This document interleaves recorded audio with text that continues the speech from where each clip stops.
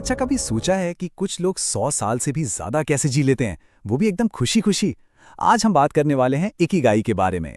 ये एक ऐसा जापानी रहस्य है जो एक लंबे और खुशहाल जीवन का रास्ता दिखाता है। तो चलिए एक बहुत जरूरी सवाल से शुरू करते हैं। ऑफिस का काम, घर की टेंशन्स, ये जो रोज का स्ट्रेस हम महसूस करते हैं, क्या ये सच में एक साइलेंट किलर हो सकता है? इस सवाल का जवाब ना एक बहुत ही दिलचस्प साइंटिफिक एक्सपेरिमेंट में छिपा है। सोचकर देखिए, हाइडेलबर्ग यूनिवर्सिटी में रिसर्चर्स ने एक यंग डॉक्टर का इंटरव्यू लिया और वो इंटरव्यू इतना स्ट्रेसफुल था कि उसके शरीर के अंदर कुछ बहुत ही चौंकाने वाला होने लगा। तो जब उसके ब्लड सैंपल को चेक किया गया ना, तो जो रिजल्ट्स आए वो हैरान करने वाले थे। स्ट्रेस की वजह से उसका इम्यून सिस्टम पूरी तरह से एक्टिवेट हो गया था, मानो वो किसी इन्फेक्शन से लड़ रहा हो। शरीर ने नए फाइटर सेल्स भी बना लिए थे, लेकिन मजे की बात ये थी कि असल में कोई इन्फेक्शन था ही नहीं। तो हुआ ये कि जब उन नए फाइटर सेल्स को लड़ने के लिए कोई दुश्मन, मतलब कोई बैक्टीरिया या वायरस नहीं मिला, तो उन्होंने शरीर की हेल्दी कोशिकाओं पर ही हमला करना शुरू कर दिया। मतलब शरीर ही खुद का दुश्मन बन बैठा। और देखिए, यही वजह है कि छोटे छोटे तनाव को साइलेंट किलर कहा जाता है। तो सवाल ये उठता है कि अगर स्ट्रेस इतना खतरनाक है तो इसका इलाज क्या है? इसका जवाब हमें दुनिया के कुछ सबसे अनोखे इलाकों से मिलता है, जिन्हें हम ब्लू जोन्स के नाम से जानते हैं। ब्लू जोन्स ये दुनिया की वो कमाल की जगहें हैं जहां लोग सिर्फ लंबा नहीं जीते, बल्कि ज्यादा स्वस्थ और खुशहाल जिंदगी जीते हैं। ये वो जगहें हैं जहां 100 साल से ज्यादा जीने वालों की संख्या, यानी शतायु लोगों की संख्या, दुनिया में सबसे ज्यादा है। और ये ब्लू जोन्स पूरी दुनिया में फैले हुए हैं, जैसे इटली का सार्डिनिया, कोस्टारिका का निकोया और ग्रीस का इकारिया। लेकिन आज हमारा फोकस रहेगा जापान के ओकिनावा पर, जो इकिगाई फिलॉसफी का घर माना जाता है।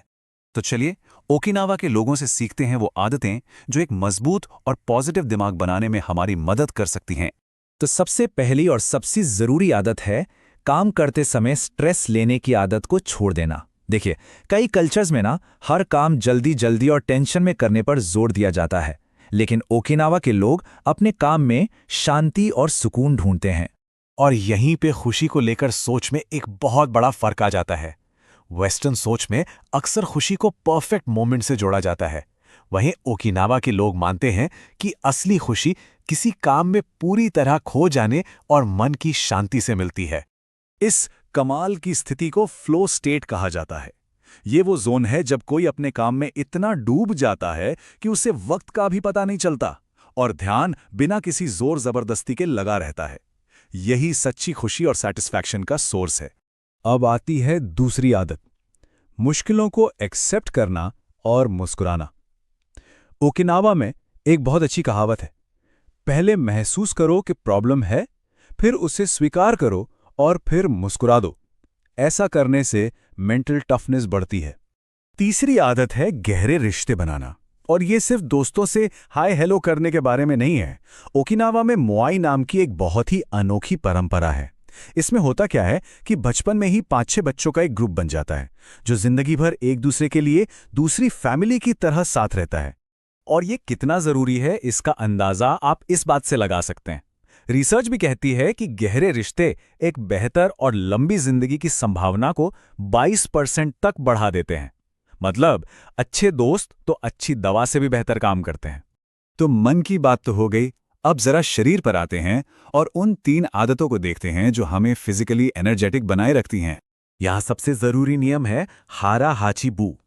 ये एक जापानी कहावत है जिसका सीधा सा मतलब है पेट सिर्फ 80% तक ही भरो। मतलब जैसे ही लगे कि पेट भर गया है लेकिन थोड़ा और खाया जा सकता है, बस वहीं पर रुक जाओ।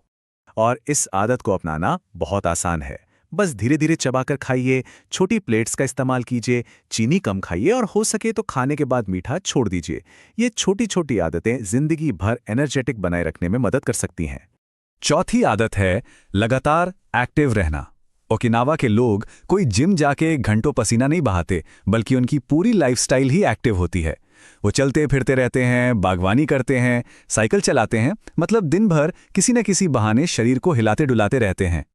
अब ये जो बात है ना, ये सच में आंखें खोलने वाली है। क्या आप जानते हैं कि सिर्फ 30 मिनट तक एक जगह बैठे रहने से हमारा मेटाबॉलिज्म 90% तक गिर सकता है? 90%। इसका सीधा मतलब है कि शरीर में सुस्ती बढ़ती है और सेहत खराब होती है। इसलिए छोटे छोटे तरीकों से एक्टिव रहना बहुत बहुत जरूरी है। और पांचवी आदत है हमारे दिमाग के लिए हमेशा कुछ नया सीखते रहना। जब हम अपने कंफर्ट जोन से बाहर निकलकर कुछ नया सीखते हैं ना, जैसे कोई नई भाषा या कोई म्यूजिक इंस्ट्रूमेंट, तो हमारे दिमाग में नए न्यूरल कनेक्शंस बनते हैं। इससे दिमाग जवान और शार्प बना रहता है। तो चलिए इन सभी जबरदस्त आइडियाज को एक साथ लाते हैं और देखते हैं कि हम अपनी रोज की जिंदगी में अपना इकिगाई कैसे ढूंढ सकते हैं।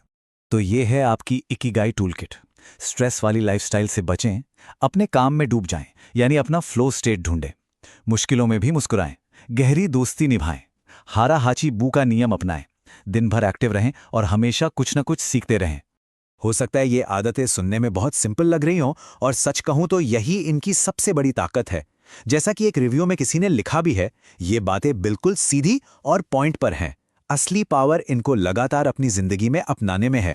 तो आखिर में बस एक सवाल, इन सब में से वो कौन सी एक छोटी सी आदत है जिसे आज से ही शुरू किया जा सकता है एक ज्यादा पर्पसफुल जिंदगी जीने के लिए? इस पर जरूर सोचिएगा।